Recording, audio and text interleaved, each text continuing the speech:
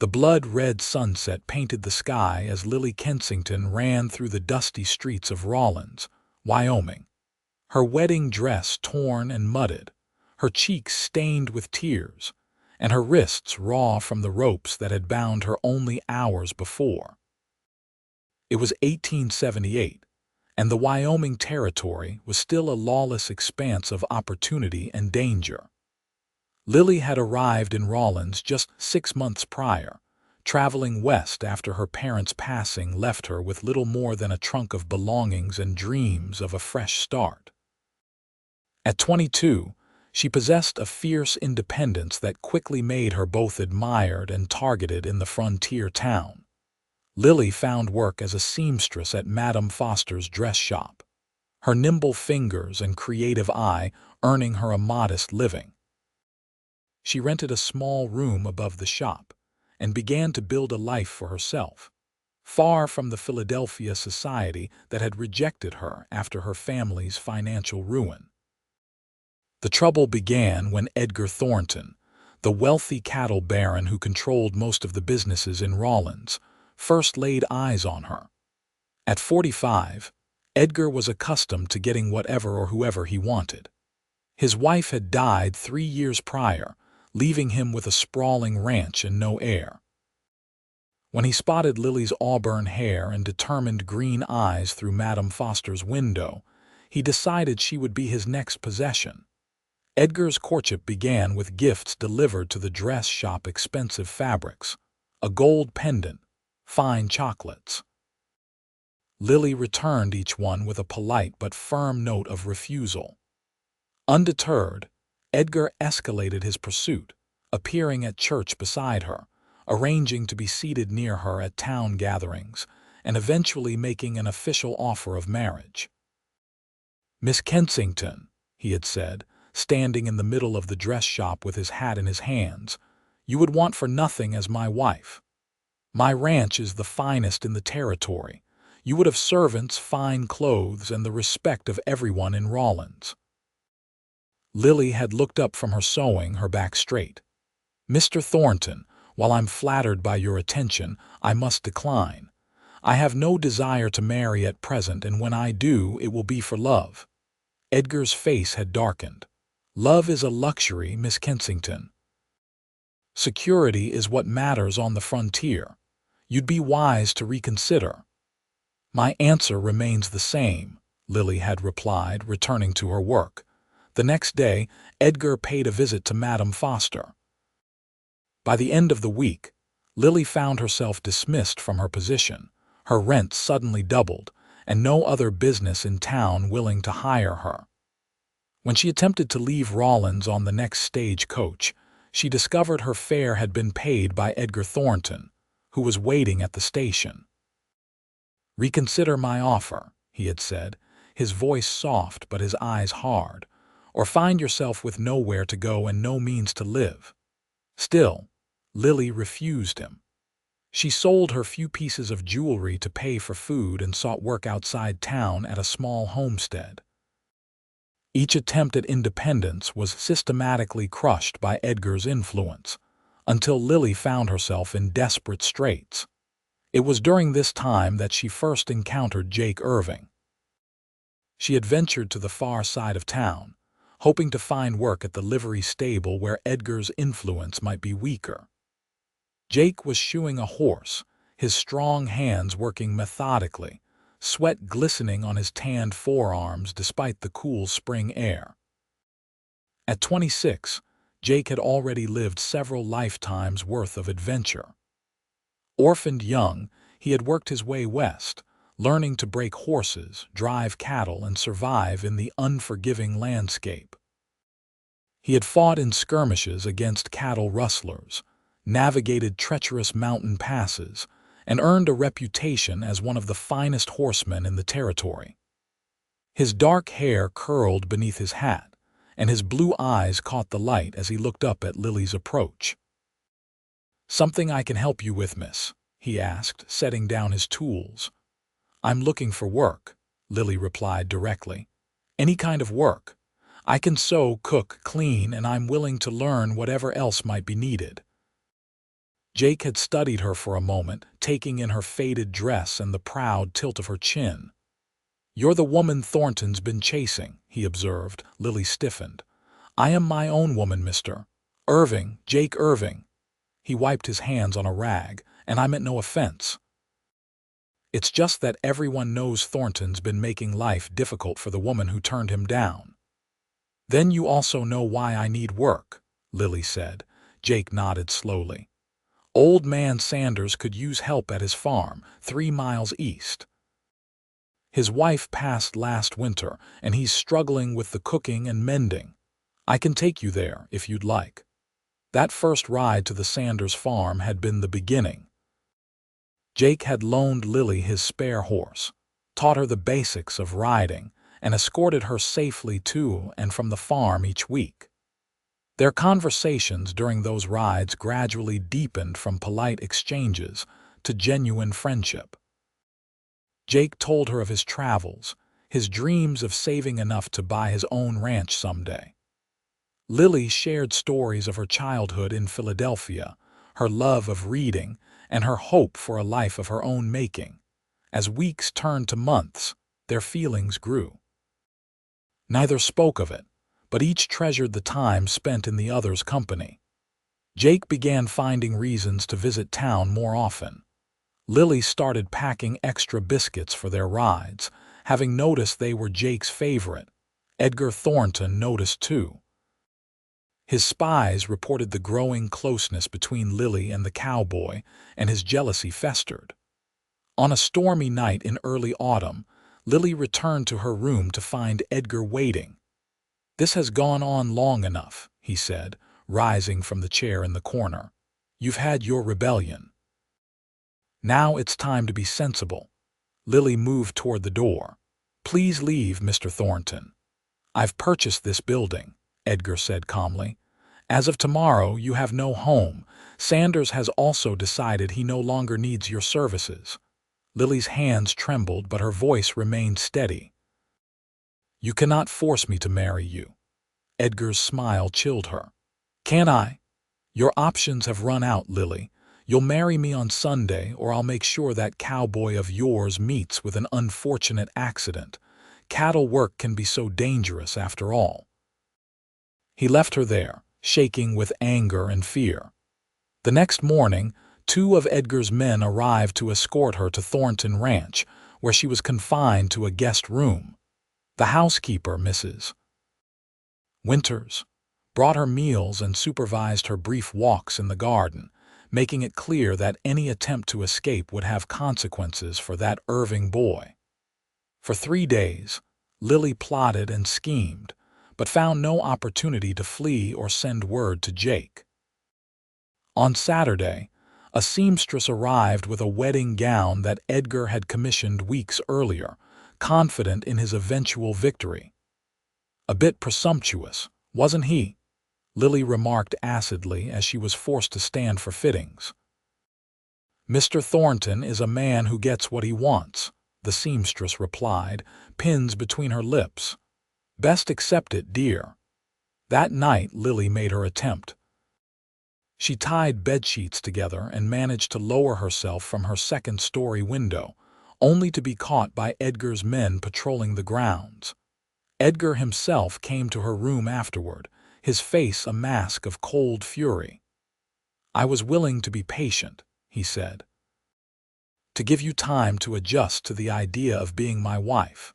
But it seems you need to learn obedience earlier rather than later." He nodded to his men, who produced ropes. "Bind her," Edgar ordered. "She'll stay that way until the ceremony tomorrow. Perhaps spending her wedding night tied to the marriage bed will teach her who's in control now." Lily fought, but was overpowered. Her wrists were bound tightly in front of her, allowing minimal movement but preventing any further escape attempts. Edgar left her a final warning. "Any more resistance, and Irving won't live to see Monday." Dawn broke on Sunday with Lily still bound, her hope fading. Mrs. Winters dressed her in the wedding gown, loosening the ropes only long enough to slip the white satin over Lily's head before retying them. The housekeeper's eyes held sympathy, but her loyalty to Edgar prevented any help. "The minister is waiting," Mrs. Winters said softly. "Mr. Thornton has arranged for the ceremony to take place in the ranch's chapel." Edgar had built the small chapel for his first wife, who had been devoutly religious. Now it would be the setting for his forced second marriage. Lily was half led, half dragged down the stairs by Edgar's foreman, a brute named Silas who seemed to take pleasure in her discomfort. The small chapel was decorated with autumn flowers, their sweet scent at odds with the violence of the occasion. 3 ranch hands stood as witnesses, along with the cook and Mrs. Winters. The minister, an older man who owed his position to Edgar's generosity, waited nervously at the altar. Edgar stood tall in a black suit, his silver hair slicked back, a triumphant smile on his face as Lily was brought down the aisle. The ropes around her wrists were hidden by a bouquet of roses that Silas thrust into her hands. "Smile," Edgar commanded under his breath as she reached his side. "This is a joyous occasion." The minister cleared his throat. "Dearly beloved, we are gathered here today." The chapel doors crashed open. Framed in the doorway stood Jake Irving, his clothes dusty from hard riding, his gun drawn. "This wedding stops now," he declared, his voice carrying through the small space. Silas reached for his weapon, but Jake's aim shifted to him immediately. "Don't," Jake warned. Edgar stepped forward, putting himself between Jake and Lily. "This is a private ceremony, Irving. I suggest you leave before you're removed." Jake's eyes met Lily's, saw the ropes partially hidden by the bouquet, the fear and hope warring in her expression. "You're forcing her," Jake said, his voice deadly quiet, "and that ends right now." Edgar laughed coldly. "She's made her choice." "Haven't you, my dear?" Before Lily could respond, Jake moved further into the chapel. "No," he said firmly. "She chooses me." The tension in the room crackled like lightning. Jake's eyes never left Edgar as he spoke again, his voice carrying to every corner of the small chapel. "Lily doesn't belong to you, Thornton. She doesn't belong to anyone but herself. And if she wants to leave with me right now, there isn't a force on this earth that will stop us." Edgar's face darkened with rage. "You insignificant saddle tramp, you know who I am in this territory." "A man who has to tie up women to get them to marry him," Jake replied evenly. "That's who you are." Silas made another move toward his gun, and Jake's shot splintered the floorboards near his feet. "Next one won't miss," Jake promised, his aim steady. The minister backed away from the altar, clearly wanting no part in the confrontation.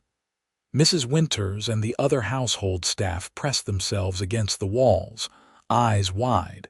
Edgar's voice dropped to a menacing whisper. "You think you can ride onto my property, threaten me, and leave alive? My men will hunt you down like the dog you are." Jake's gaze shifted to Lily. "It's your choice," he said softly. "It's always been your choice." Lily looked from Edgar's thunderous face to Jake's steady one. In that moment, her fear evaporated, replaced by a clarity she hadn't felt in days. She dropped the bouquet, revealing her bound wrists. "I choose freedom," she said clearly. "I choose Jake." With a roar of rage, Edgar lunged for her, but Jake was faster. He crossed the space between them in 2 strides, his fist connecting with Edgar's jaw in a sickening crack. The older man staggered back, blood spurting from his split lip. "Shoot him!" Edgar screamed at his men, but an unexpected voice cut through the chaos. "Nobody's shooting anybody." Sheriff Mitchell stood in the doorway, his deputy beside him. The lawman surveyed the scene with disgust. "Forcing a woman to marry at gunpoint, Thornton. Even for you, that's low." Hope surged through Lily. The sheriff was known to be one of the few men in Rawlins not in Edgar's pocket, having been appointed by the territorial governor rather than elected locally. Edgar straightened, wiping blood from his mouth. "This is a misunderstanding, Sheriff. Miss Kensington agreed to be my wife." Sheriff Mitchell's eyes fell to Lily's bound wrists. "That how you show agreement in Philadelphia, miss?" "No, sir," Lily answered. "I was brought here against my will and threatened. Mr. Irving came to help me." The sheriff nodded slowly. "Cut those ropes, deputy." As the deputy moved to free her, Edgar made one last desperate attempt. "She's lying. She agreed to the marriage, then tried to escape." "The ropes were necessary to prevent—" "Prevent what?" Jake interrupted. "Her exercising her right to choose." Sheriff Mitchell's weathered face showed no sympathy. "Edgar Thornton, you're under arrest for kidnapping and forced imprisonment." "You can't arrest me," Edgar sputtered. "I own this town." "Maybe so," the sheriff replied, "but you don't own the law." He nodded to his deputy, who produced handcuffs. "And you don't own people, no matter how much money you have." As the deputy led a protesting Edgar away, the sheriff turned to Jake and Lily. "Miss Kensington, you're free to go. Mr. Irving, I'd appreciate a full statement at my office tomorrow." Jake nodded, then gently took Lily's arm. "Let's get you away from here." Outside, Jake's horse waited alongside a second mount. "I borrowed her from the livery," he explained. "Thought you might need a way out." Lily looked down at her elaborate wedding gown. "I'm not exactly dressed for riding." Jake's smile warmed her. "I've got a blanket in my saddlebag. We can wrap it around you, make a sort of skirt." As he helped arrange the blanket, Lily finally asked the question that had been burning in her mind. "How did you find me? How did you know?" Jake paused, his hand still holding the edges of the blanket. "Sanders told me you hadn't come to work. When I went to town and found your room empty, I started asking questions. Mrs. Foster at the dress shop mentioned seeing you with Thornton's men." His jaw tightened. "I've been watching the ranch for 2 days, trying to figure out how to get to you. When I saw them decorating the chapel this morning, I knew I had to act. Luckily, I ran into the sheriff on the road and convinced him something wasn't right." Lily reached out, touching his cheek gently. "You could have been killed." Jake turned his face into her touch. "Some things are worth the risk." The ride from Thornton Ranch was silent at first, both of them processing the narrow escape. They headed not toward town but toward the open country beyond, following a stream that gurgled peacefully beneath cottonwood trees beginning to turn golden with autumn. "Where are we going?" Lily finally asked. "My friend Sam has a cabin about 10 miles from here," Jake replied. "He's driving cattle to Cheyenne and said I could use it while he's gone. I thought you might need a safe place to stay until things settle down in town." "Won't Thornton's men look for us there?" Jake shook his head. "Few people know about it. Sam values his privacy, and the sheriff promised to keep an eye on things." The cabin appeared as dusk fell, a small, sturdy structure nestled against a rocky hillside. A corral stood empty nearby, and a small garden plot showed signs of recent harvest. Jake helped Lily dismount, her legs stiff from the unaccustomed riding. Inside, the cabin was simple but clean: one room with a stone fireplace, a rough-hewn table with 2 chairs, a cupboard stocked with basic provisions, and a narrow bed in the corner. Jake immediately set about lighting the fire while Lily stood awkwardly in her wedding dress, suddenly very aware of their isolation. "I'll sleep outside," Jake said, as if reading her thoughts. "There's a lean-to for bad weather. I've slept in worse." "You don't have to," Lily began, then stopped, unsure what she was offering. Jake straightened from the fire, keeping his distance. "Lily, I didn't bring you here with any expectations. You're safe with me, always." The sincerity in his voice brought unexpected tears to her eyes. After days of fear and helplessness, the simple gift of safety overwhelmed her. Jake moved forward instinctively as she began to cry, then hesitated. "May I?" he asked softly. At her nod, he wrapped his arms around her, holding her as she released days of pent-up terror and grief. His embrace was warm and solid, nothing like Edgar's possessive grabs. When her tears finally subsided, she didn't pull away. "I've wanted to hold you like this for months," Jake confessed quietly. "Ever since that day, you brought me blackberry pie because I mentioned it was my birthday and no one had celebrated with me since I was a boy." Lily smiled against his chest, remembering. "You looked so surprised. No one had ever paid such careful attention to the things I said before." His hand gently stroked her hair. "No one had ever seen me the way you do." She looked up at him then, seeing the vulnerability in his eyes. "I've never felt as understood as I do with you."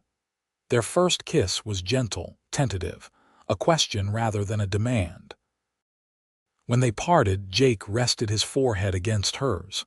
"I don't have much to offer," he said. "No ranch of my own yet, no fine house, but everything I am is yours if you want it." "I want you," Lily answered simply. "The rest we'll build together."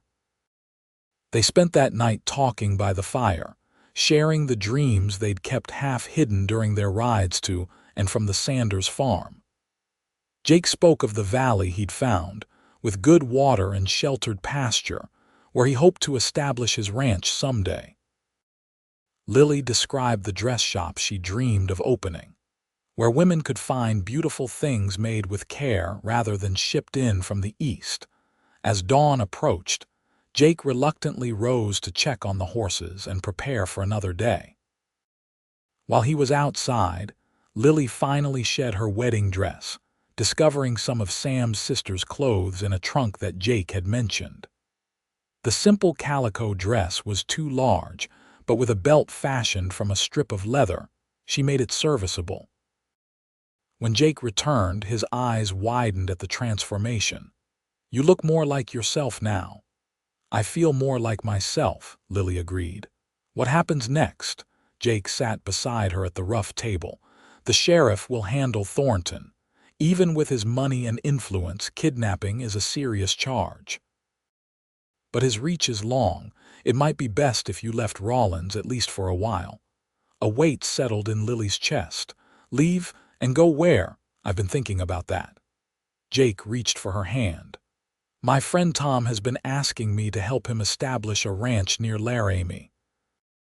The land is good there and the town is growing. There would be opportunity for both of us.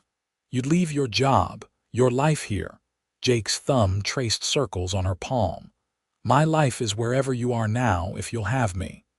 The simplicity and depth of his declaration took her breath away. Jake, a sound outside interrupted them, horses approaching at speed. Jake was on his feet instantly, moving to the window. "3 riders," he reported, his voice tense. "Coming fast." Lily's heart raced. "Thornton's men, can't tell yet, but stay back from the windows." Jake checked his gun, then positioned himself near the door. "If it comes to trouble, there's a trapdoor under the bed. It leads to a root cellar with an exit behind the hill. Sam built it during the last Indian troubles." The riders thundered into the clearing, pulling their horses to a stop in a cloud of dust. Jake's posture relaxed slightly. "It's the sheriff," he told Lily, "and his deputy." And he frowned. "Looks like the bank manager, Mr. Collins." Jake opened the door cautiously as the men dismounted. Sheriff Mitchell approached, removing his hat. "Irving," he nodded. "Miss Kensington.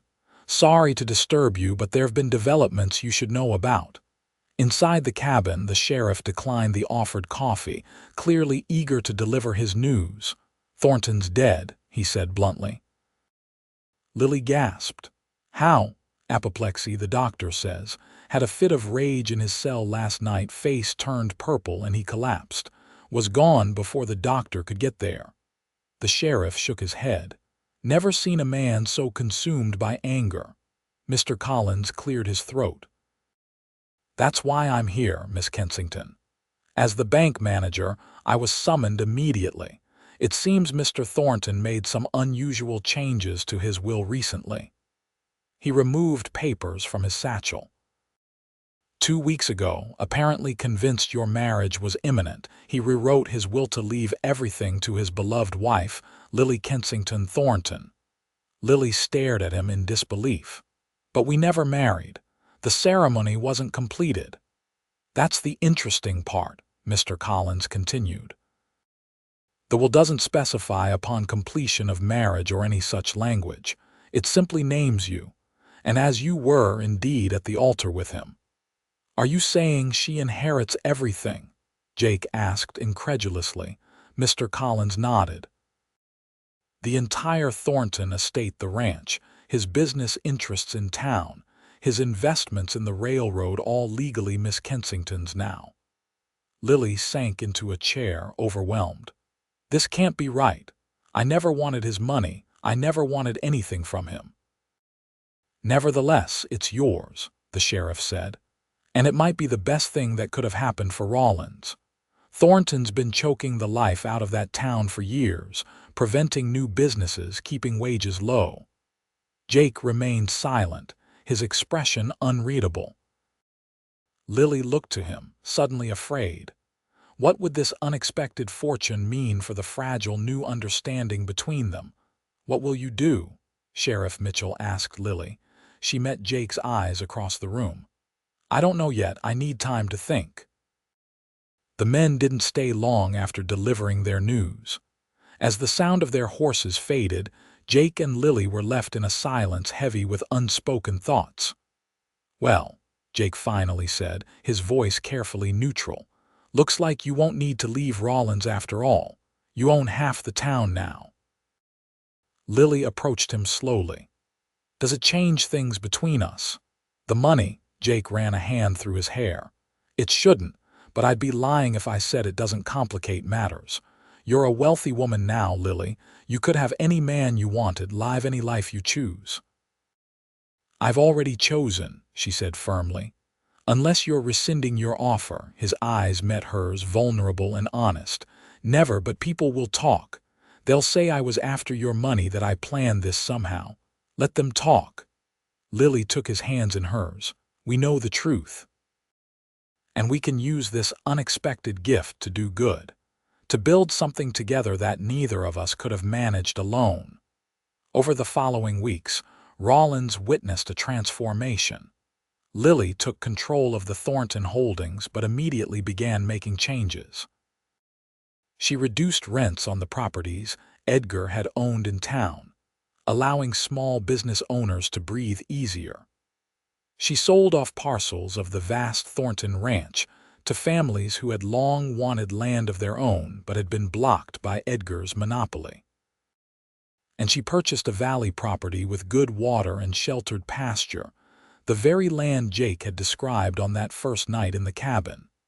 Jake, for his part, worked tirelessly to establish their ranch, using his knowledge and connections to acquire a small but quality herd.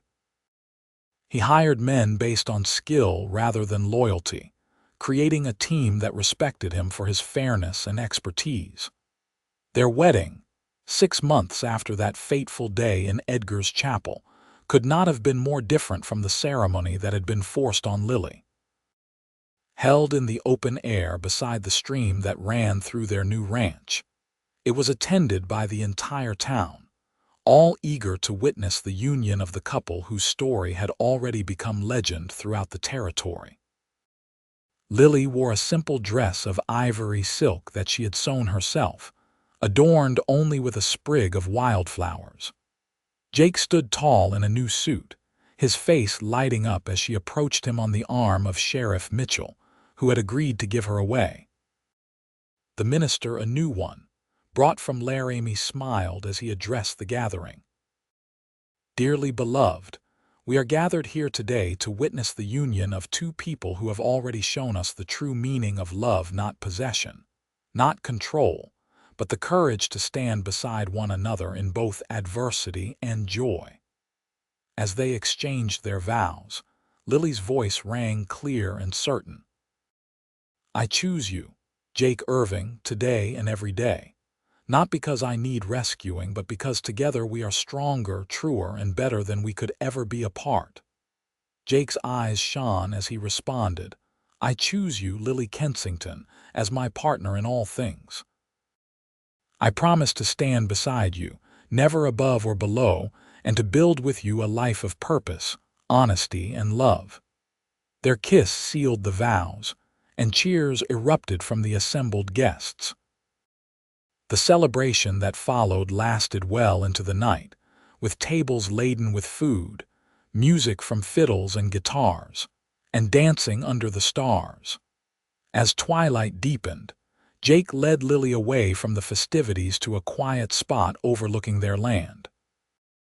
In the distance, their new home stood nearly completed, larger than the cabin where they had first declared their feelings, but still modest and welcoming, built with their own hands and those of their friends. "Happy?" Jake asked, his arm around her waist. Lily leaned into him, watching as lanterns were lit around the dance area, casting a golden glow over their guests. "Completely. Are you?" "More than I ever thought possible." He kissed her temple.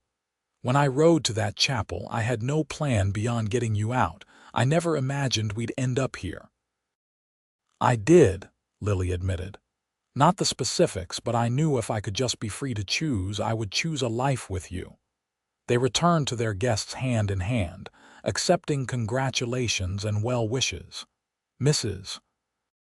Foster from the dress shop embraced Lily warmly, proud of the young woman she had once employed, who now owned the building her shop occupied and had reduced her rent substantially. "You two are showing this town what's possible when people treat each other with fairness," the older woman said. "Edgar Thornton cast a long shadow, but you're bringing in the light." As the evening drew to a close, Sheriff Mitchell approached them, hat in hand. "Mrs. Irving," he nodded to Lily with a smile. "Mr. Irving, I've got news I thought you'd want to hear right away." "Good news, I hope," Jake said, shaking the lawman's hand. "The territorial governor has approved the school you proposed," the sheriff told Lily. "Said your offer to donate the land and fund the construction showed exactly the kind of civic-minded thinking Wyoming needs more of." Lily's face lit up. "That's wonderful. We can begin building as soon as the weather permits in spring." The school had been her first major project, an institution open to all children in the area, regardless of background or means. The existing school in Rawlins had been small and exclusionary, another of Edgar's ways of controlling the town by determining who received education. "There's more," the sheriff continued. "The governor mentioned that when Wyoming achieves statehood, forward-thinking communities like what you're building here will be vital. He particularly noted your insistence on equal educational opportunities for girls." Jake squeezed Lily's hand, knowing how important this was to her. She had spoken often of how her own education had saved her after her parents' death, giving her the skills and confidence to make her way in the world. "Thank you for telling us," Lily said. "It's the perfect wedding gift." As their guests departed with final congratulations, Jake and Lily stood on the porch of their new home, watching the last wagon disappear down the road. The night was clear, stars scattered like diamonds across the vast Wyoming sky. "Mrs. Irving," Jake said softly, testing the sound of her new name. "Ready to begin our life together." Lily's answer was a kiss that held all the promise of their future, a kiss freely given, freely received, and all the more powerful for having been chosen. The years that followed brought both challenges and joys to the Irving Ranch. Their first winter tested them with bitter cold and heavy snow that isolated them for weeks at a time. But in the warmth of their home, they found that the forced intimacy only deepened their bond. Jake taught Lily to play chess beside the fire. Lily read aloud from the books she had brought west, transporting them to distant lands and times while the wind howled outside. Spring brought the birth of their first child, a son they named Thomas, after Jake's friend, who had first suggested the move to the Laramie area. Lily's labor was difficult, lasting nearly 2 days, with Jake pacing anxiously as the midwife worked. When Thomas finally arrived, squalling and red-faced, Jake wept unashamedly as he held his son for the first time.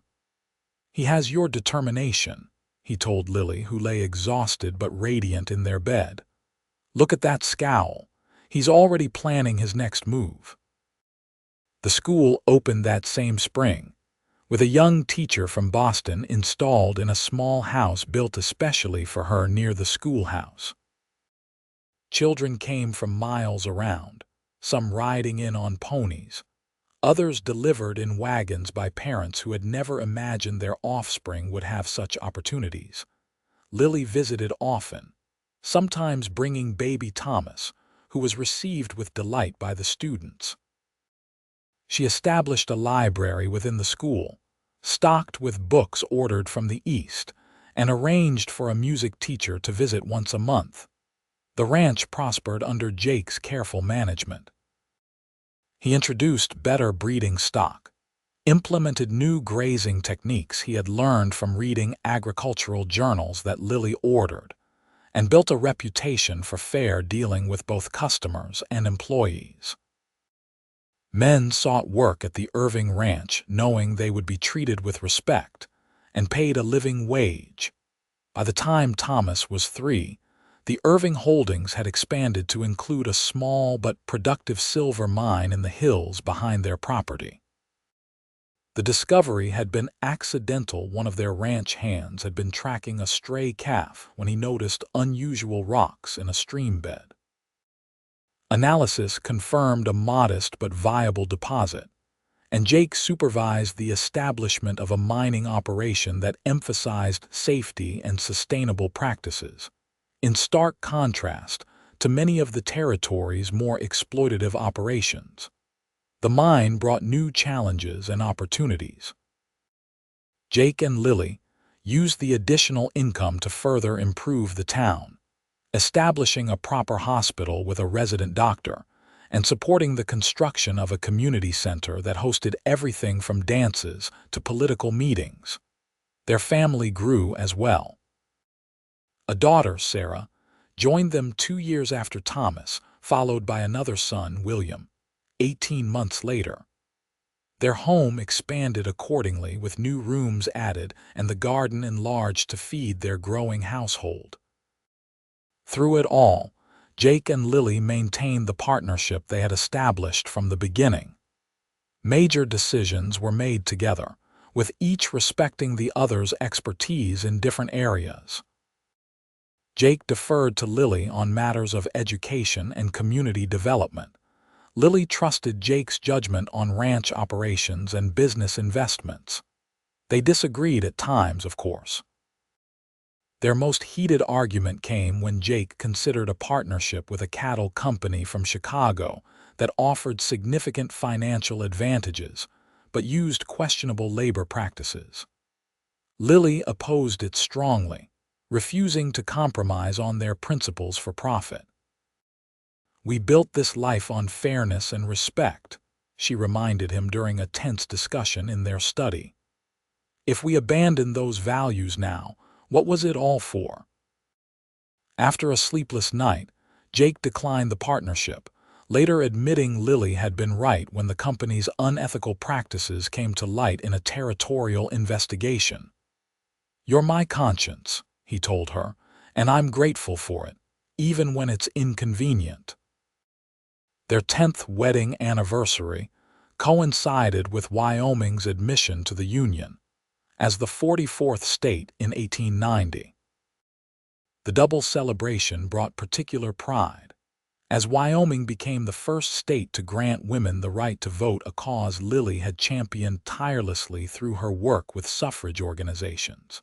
The party held at their ranch attracted visitors from as far away as Denver and Salt Lake City. Now an established and respected family, the Irvings hosted territorial officials, business leaders, and community members of all backgrounds. Their children, now aged 9, 7, and 5, moved confidently among the guests, Thomas showing visitors the new colt he was raising, Sarah discussing her book collection with a visiting professor, and William charming everyone with his precocious questions. As twilight fell on the celebration, Jake found Lily standing alone on a bluff overlooking their property. The ranch buildings spread below them, lanterns winking on as darkness gathered. Beyond lay the town of Rawlins, growing and thriving, no longer under the shadow of one man's greed. "Penny for your thoughts, Mrs. Irving," Jake asked, wrapping his arms around her from behind. Lily leaned into his embrace, her hands covering his. "I was thinking about that day in the chapel, how terrified I was, how certain that my life was over." Jake rested his chin on her shoulder. "And instead it was just beginning. Because of you." She turned in his arms to face him. "You gave me a choice when everyone else was taking them away." "You would have found your own way eventually," Jake said. "You're the strongest person I know." Lily shook her head. "Perhaps. But I'm glad I didn't have to. I'm glad we found our way together." She glanced back at the gathering where their children were playing tag with the other youngsters. "Look what we've built, Jake. Not just the ranch or the business, but this family, this community." "Not bad for a saddle tramp and a seamstress," he teased, using the dismissive terms others had once applied to them. "Mr. and Mrs. Irving," a voice called from below. Their foreman, Michael, waved up at them. "The governor's about to make his speech." Hand in hand, they descended to rejoin their guests, moving through the crowd that parted respectfully before them. They had come so far from the desperate cowboy and the bound bride, yet in their hearts remained the same essential truth that had brought them together: the belief in each person's right to determine their own destiny, and the power of a choice freely made. As the governor spoke of Wyoming's bright future and the pioneering spirit of its people, Jake's arms circled Lily's waist, and her head rested against his shoulder. Their children pressed close, forming a tight family unit in the heart of the community they had helped create. "To the future of our great state," the governor concluded, raising his glass in a toast. "And to freedom of choice," Jake added quietly, his glass touching Lily's, her smile as radiant as on their wedding day was his answer. In that moment, as in every moment since he had crashed through the chapel doors, they chose each other freely, completely, and with all the love their hearts could hold.